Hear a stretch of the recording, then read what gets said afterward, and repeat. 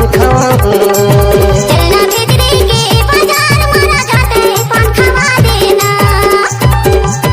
चलना भेजरी के बाजार में तोला मैं पान खवाऊं।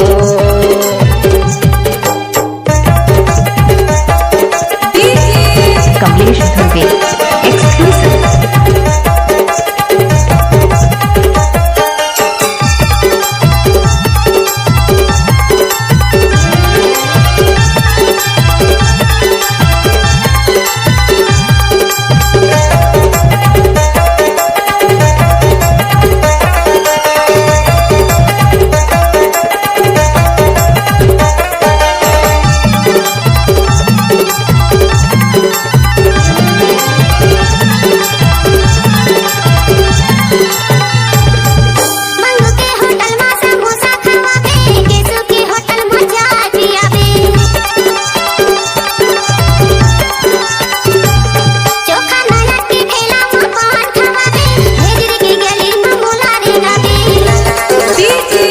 कमलेश धुर्वे एक्सक्लूसिव।